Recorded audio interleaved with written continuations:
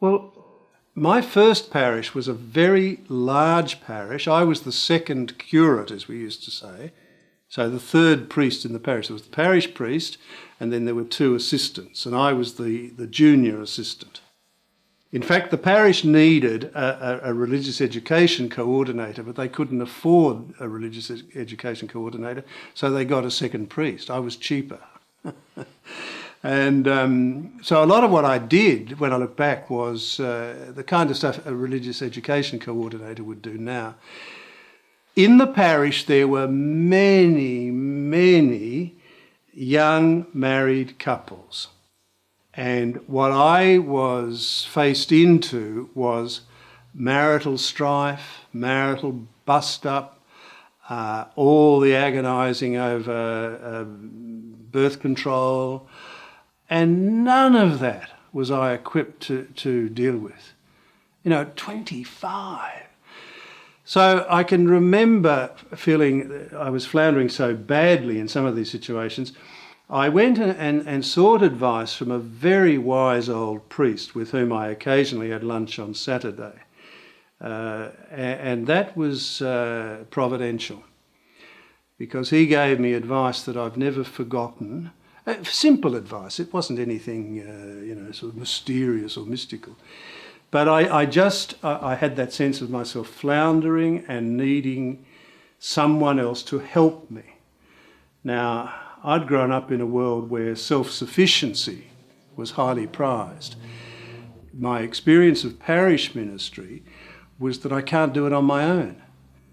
Now, that experience of not being able to do it on my own can be very, in a sense, threatening and even painful. And at other times of my life later on, I had the same experience. I can't do this on my own. I need help. Now, for all that it can seem threatening, it also is extraordinarily creative. So I look back on those years in parishes where it wasn't always easy living with other clergy in the house, I have to say.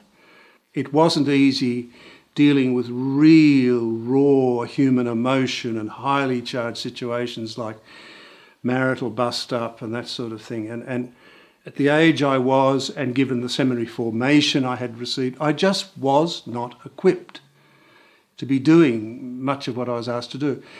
But that learning your own limitations, again, is painful in its way, but that was a very creative experience, that as a priest you have to learn what you can't do.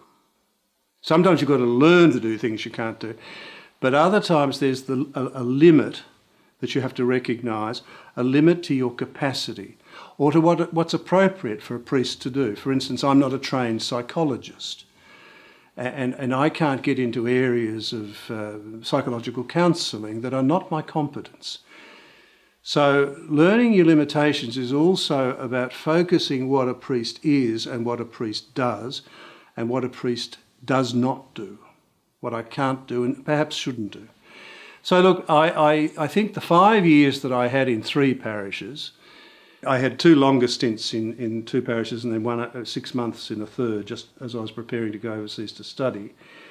But I look back now, 50 years later, and I think to myself, those 5 years were absolutely critical because it gave me some pastoral mud on the boots before I went into academic ministry and teaching and eventually into the episcopate, and with the stint I had in the Vatican. The danger is, and I saw this in some of my friends and colleagues in Rome when I was studying, they had come straight from ordination to study, and they had never been in parish ministry. In that sense, they hadn't been able to put down roots in the priesthood, and I think they paid a price for that. So I was always grateful that I was given 5 years in parishes, and those years shaped me. I think they gave me, I hope, something like a pastor's heart, and I've never lost that sense of being a pastor, whether I was teaching or as an academic or as a bishop. Inevitably, I've been a scholar, but I like to think that I have been a scholar, a teacher, but always with a pastor's heart and always with a very strong sense of the need to communicate. and not just to be an ivory tower academic who doesn't communicate. That's not my thing. Son of a salesman.